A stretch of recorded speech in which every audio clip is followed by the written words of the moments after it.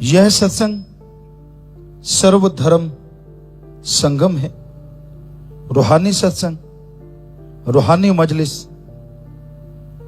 हम सभी धर्मों को मानते हैं क्योंकि हमने सभी धर्मों को पढ़ा है। हमने हमारे हिंदू धर्म के पवित्र ग्रंथ वेद, गीता, रामायण, महाभारत जो पांचवां वेद कहलाता है, इस्लाम धर्म के पवित्र कुरान शरीफ, कुरान मजीद, सिख धर्म की पवित्र गुरबाणी, ईसाई धर्म की पवित्र बाइबल और सूफी संत कबीर जी, शेख फरीद, नामदेव, धन्ना भक्त, रविदास और भी बहुत से संत महापुरुषों की वाणी को पढ़ा। तो सभी धर्मों में 99% एक ही बात कही गई है। थोड़ा आगे पीछे हो सकता है, भाषा जरूर अलग है, लेकिन हमने जो साइंस के नजरिए से धर्मों को पढ़ा, सभी धर्मों में मालिक के लिए, इंसानियत के लिए एक ही जज्बा है, एक ही जज्बात है। हमने नॉन मेडिकल पढ़ी, नॉन मेडिकल में रहे जब स्टूडेंट थे। थोड़ा पढ़ पाए, गुरुजी ने बुला लिया, पर जितना पढ़ पाए, साइंस के बहुत रुचि रखते थे साइंस में। और जब हमने धर्मों को पढ़ा तो पता चला धर्म महासाइंस है, धर्म महाविज्ञान है। विज्ञान तो कल बनी है, हमारे धर्म जो लिखते हैं, विज्ञान उसको बहुत देर के बाद फॉलो करती है, बहुत देर के बाद उसके अनुसार चलती है। कैसे? आपको कुछ एक उदाहरण।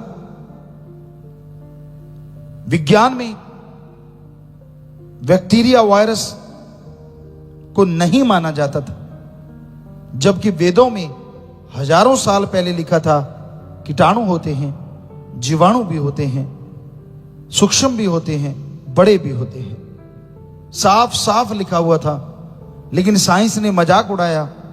पर 1850 में साइंस ने माना बैक्टीरिया होता है और 1892 में माना वायरस होता है। तो जो हमारे धर्मों में हजारों साल पहले लिखा था, वो विज्ञान ने कुछ 100 साल पहले ही माना है, पर विज्ञान ने माना जरूर। हमारे सभी धर्मों में लिखा है लाखों करोड़ों चंद्रमा, सूर्य, नक्षत्र, ग्रह ब्रह्मांड में है, लाखों खंड ब्रह्मांड है। पहले साइंस ने नहीं माना, बस अभी अभी माना है कि हां ऐसा है कि इस ब्रह्मांड में सैकड़ों हजारों सूरज हैं। ये वो साइंसदान मान चुके हैं जो हमारे धर्मों में हजारों साल पहले लिखा था। तो ये तो कुछ एक उदाहरण है। जब उसको ध्यान से पढ़ो तो हमारे धर्म महाविज्ञान जो लिख देते हैं उससे बदलते नहीं, विज्ञान बदलती रहती है। विज्ञान ने तो ये बोला आदमी का पूर्वज बंदर है, फिर विज्ञान बदल गई, बंदर और आदमी का पूर्वज कपी है। और अब विज्ञान फिर बदली खड़ी है कि नहीं, इनका पूर्वज कोई और है। जबकि धर्मों में साफ स्पष्ट जो चीज बोली गई वो ज्यों की त्यों थी, है और हमेशा रहेगी। धर्म का सच कभी नहीं बदलता।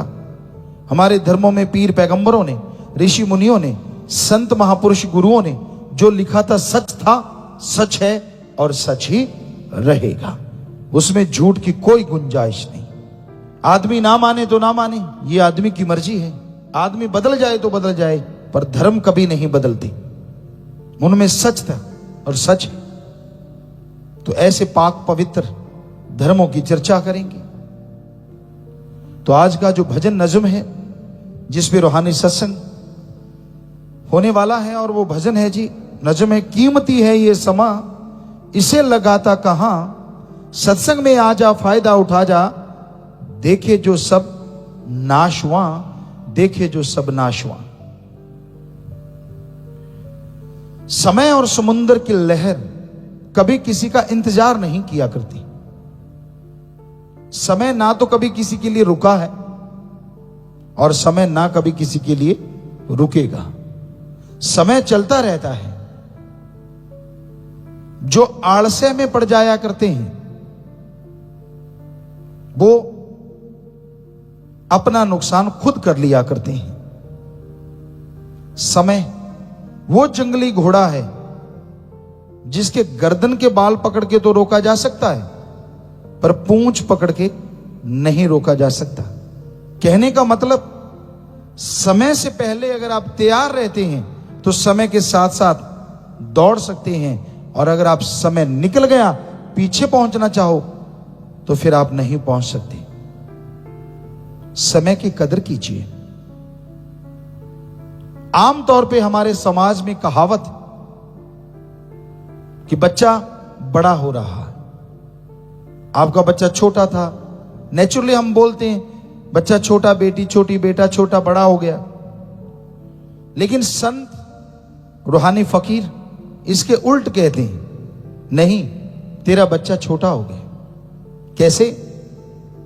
मान लीजिए एक बच्चे की उम्र 60 साल, आज से 10 साल पहले वो 10 साल का था, बाकी उम्र थी 50 साल शेष उम्र।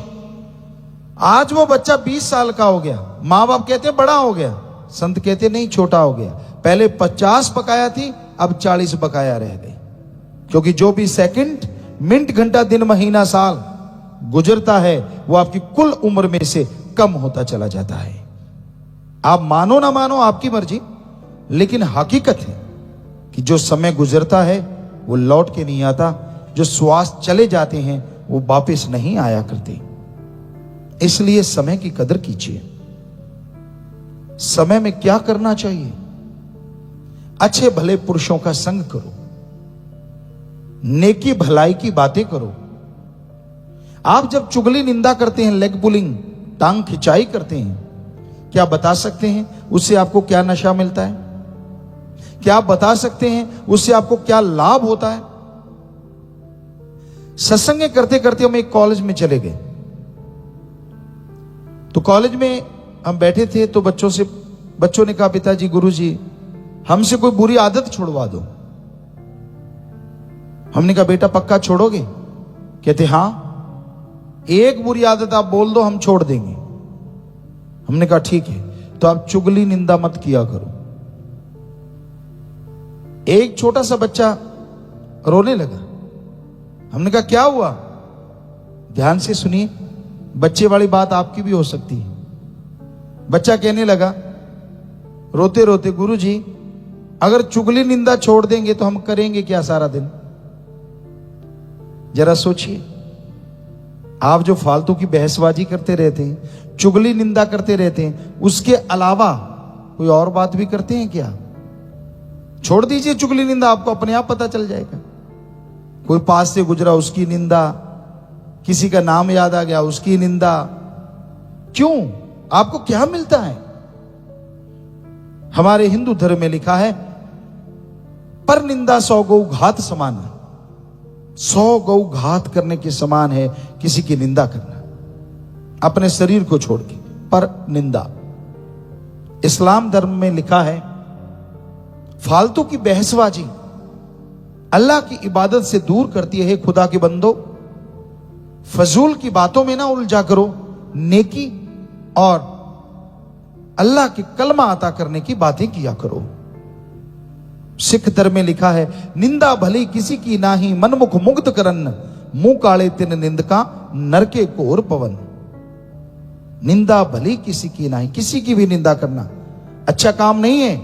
कौन करता है? मनमुख, जो मन के कहने चलते हैं, जो किसी की गुरु पीर फकीर को नहीं, किसी गुरु को भी नहीं मानते, वो निंदा करते हैं। मनमुख मुग्ध, मुग्ध कहते हैं मूर्ख को, मूर्ख करन, मुंह काले तिन निंदका, नरके घोर पवन।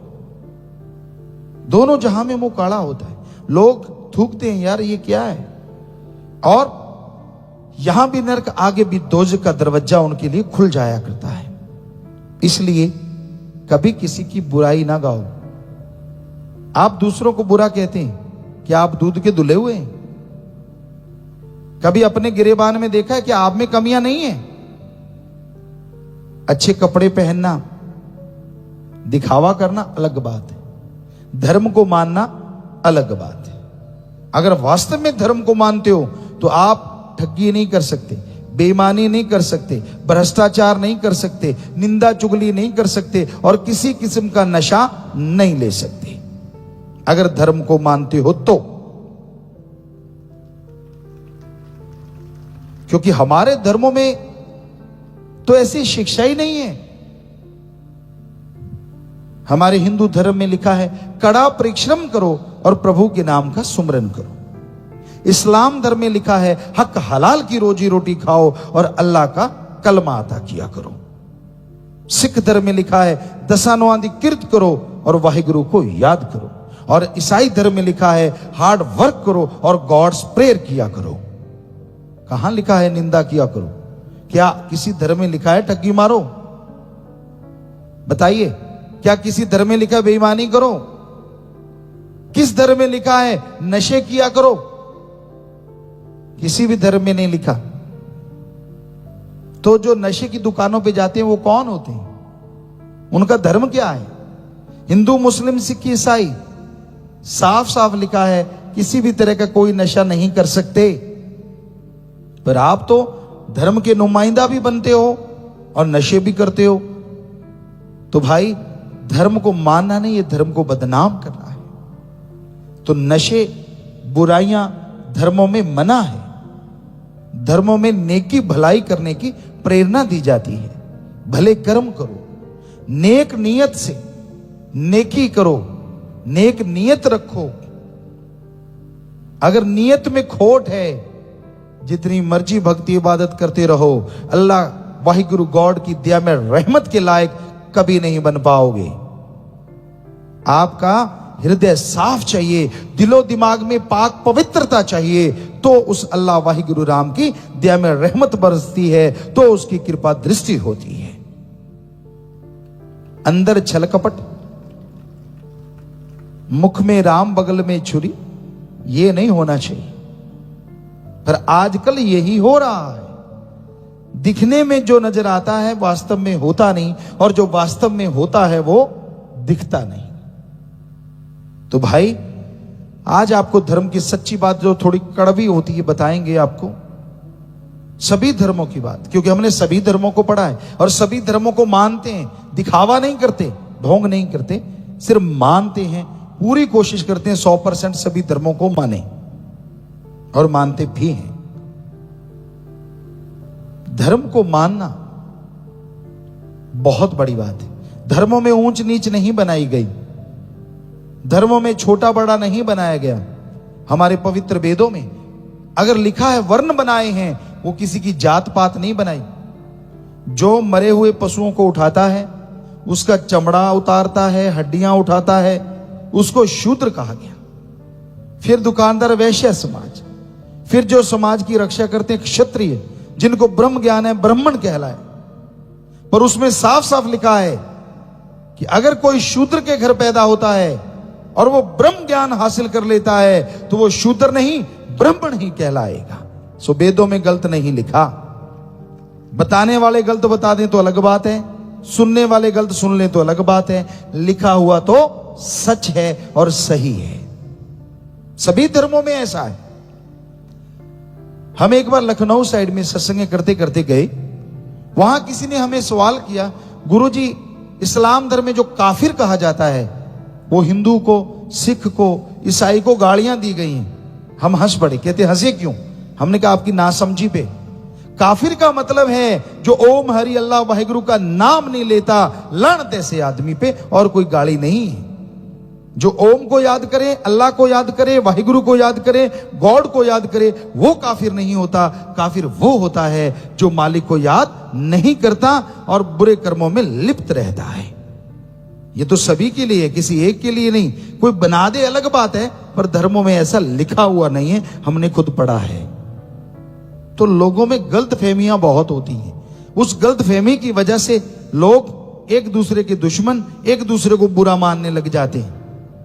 हम शेर कहा करते हैं, और उस शेर को हमने एक गीत के रूप में भी गाया, जो कि पूरी दुनिया में करोड़ों लोग उसके व्यूवर हैं और बहुत फेमस हुआ। तो वो शेर है, ना हिंदू बुरा है, ना ही सिख ईसाई मुसलमान बुरा है। ध्यान से सुनिएगा। ना हिंदू बुरा है, ना ही सिख ईसाई मुसलमान बुरा है। अरे बुराई पे उतराए वो इंसान बुरा है। धर्म बुरे नहीं होते। एक और शेर, पेड़ फलों से भरा, पेड़ फलों से भरा, फल एक गड़ा, गड़ा फल है, गड़ा पेड़ कहे ना कोई, बुराई कर इंसान बुरा हुआ, सारा धर्म बुरा ना हो। धर्म बुरे नहीं होते। धर्म तो सही थे, सही हैं और सही रहेंगे।